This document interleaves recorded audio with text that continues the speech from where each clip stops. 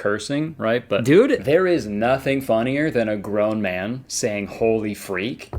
Holy freak. Yeah. What the freak, bro? You're a weird mother freaker. Go freak yourself, man. Yeah, I freaked her last night. Freak off.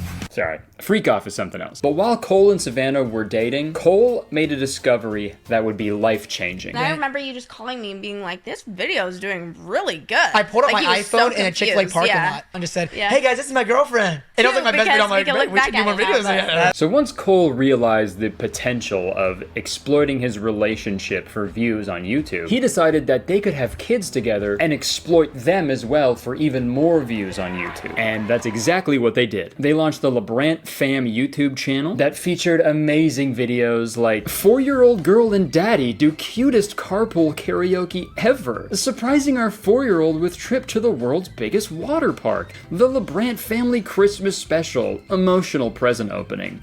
Man. If my parents filmed my childhood and uploaded that footage to the internet to make money off of me,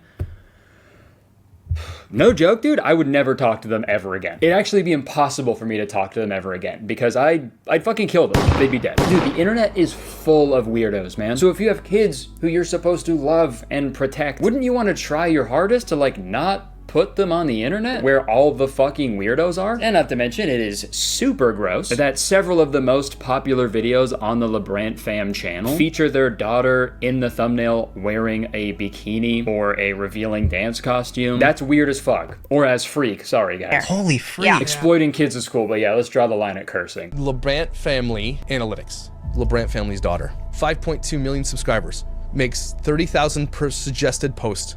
$30,000. Now look at her demographics, everybody. 70% male. Lowest percentage is teenagers. Makes total sense, for sure. Let's give a 5-year-old girl a public Instagram account where the demographic is 70% male. Yeah, good job. I'm sure that's not harmful at all. Good job, guys. Yeah, if you guys can't tell, I am fully against family channels on YouTube. I think they're fucking stupid and weird and exploitative. And we've already seen how harmful they can be to the children in those families, right? A child is never consenting to this. Even if they are, they're not fucking, their brains aren't developed, man. They don't fucking know what they want. But after watching some videos, I found out how the LaBrant Fam justifies making the videos that they do. Our kids now want to see their videos from when they were little. So it's cute, like they have all these home videos. Yeah, that's so cute. Wow, yeah, I guess I never thought of it like that.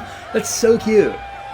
They're just home movies. You know your home movies, right? The ones that are publicly posted online so millions of people can see them while your parents profit off of you and your exploitation.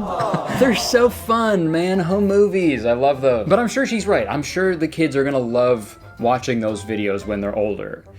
In a therapist's office. Sorry. Anyways, the LaBrant Fam started posting regularly on their YouTube channel, and over the years, they've amassed over 12.8 million subscribers and over 4 billion views. Sidebar really quick, this doesn't really have to do anything about the LaBrant Fam in particular, but it just made me laugh. 7 months ago, they uploaded a video called "We're Done Having Kids," and in brackets, Cole's having surgery. I guess he got a vasectomy, which, you know, that I feel like that would be a form of birth control, which is not allowed. But and then 2 months after that video, they uploaded another video titled "How We Really Feel About Being Done Having Kids."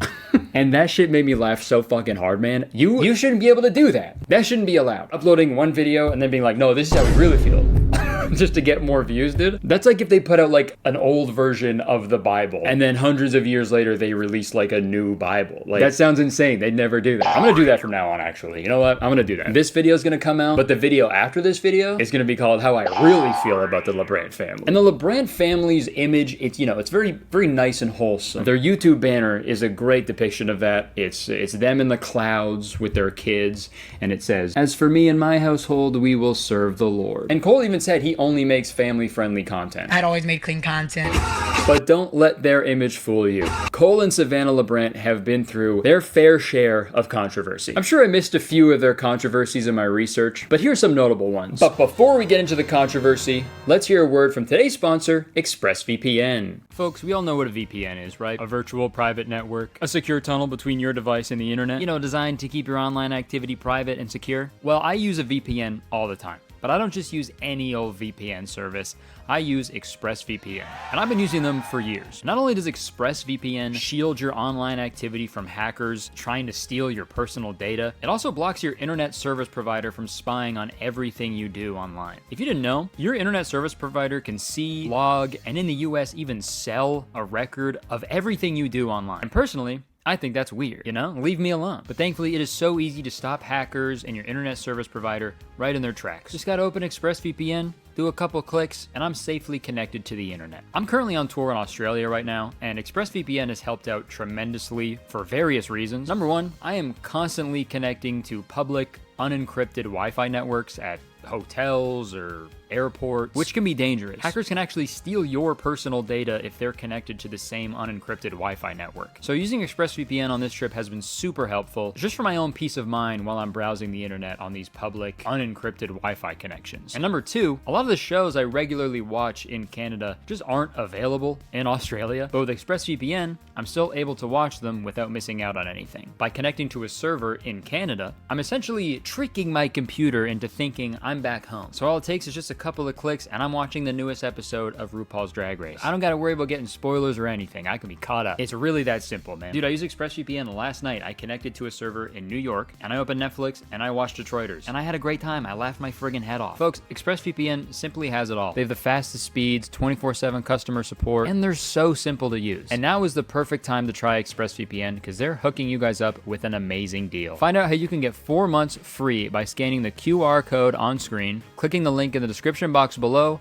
or by going to expressvpn.com/CurtisTown. All right, thank you so much to ExpressVPN for sponsoring this video and so many others in the past. I hope you guys check them out because truly, I cannot recommend them enough. I use them every single day. You know, it helps me out when you guys check out the sponsors, so everybody wins here, man. All right, thank you, ExpressVPN. Back to me. In 2018, they uploaded a video titled, "A giant fire makes us evacuate our house." Wow, that sounds scary. And that video featured them pretty much exploiting a very serious natural disaster in order for them to get views and, you know, harbor sympathy and make money. So it's already a little weird to post content like this, but here's the kicker. The LaBrant family was never ordered to evacuate. There was no evacuation notice to Ladera Ranch. Marissa Seamus lives near the LaBrants. She says plenty of the neighbors are not amused by the social media influencers. They did not have to leave their home due to a fire whatsoever. Dude, insane behavior. We were never even near that. There's a fire going on and you guys pose all sad and scared in the thumbnail. Like, could you imagine, like, during the recent Palisades fire, acres of land is being destroyed. Livelihoods are destroyed and it's just terrible. It is fucking just the worst thing you can imagine. What if during that, I made a video from my house in Toronto, Canada, being like, giant fire made me leave my house. It's the same thing. It's the exact same thing. I was never ordered to evacuate. They were never ordered to evacuate. It's the same shit. In 2019, they posted a video where they played an April Fool's prank on their daughter, Everly. And the hilarious prank was them telling Everly that they needed to get rid of the family dog. We're giving Carl away to somebody else. We feel like we can't take good enough care of him. I don't know. So obviously, Everly started crying, and they filmed the entire thing, and then posted it. Too far? Very cool, guys. You guys are really cool parents. In 2021, they uploaded a video titled, "She Got Diagnosed with Cancer," and in brackets, documentary, with a thumbnail featuring the entire family. You know, so one would deduce that one of the family members was diagnosed with cancer, right? Wrong. Nobody in the family was diagnosed with cancer. The she they were referring to in the title was a completely just different girl that they were using in their documentary to discuss and bring awareness to childhood cancer. And listen, if you want to bring awareness to childhood cancer and raise money for that, I think that's great. That's amazing. But obviously, don't use your own family as clickbait, you fucking psychopaths. And then in 2022, they pulled their cash cow, Everly, out of school so Cole could homeschool her because it's nice having an extra pair of hands around the house, even if it's a 9-year-old. Yeah, to help out around the house. Yeah, I mean, you already depend on your daughter to provide you income because neither of you are talented or interested enough to do so on your own. So yeah, might as well just fucking go all in, right? Might as well make your daughter do physical labor as well. Don't get me wrong, okay? I know parenting is hard, especially when you don't have any help, which they don't, according to Savannah. We don't have help at all. Like, we don't have babysitting help. Well, We got our kids out here. We have a date night coming up, and we had the babysitter come an hour early so we could film this. What the hell? Like, we don't have babysitting help. We had the babysitter come an hour early so we could film this. Dude, they're dumber than I thought, man. The fact that they left that in, this is just so hard. We have nobody that wants to help. Hey,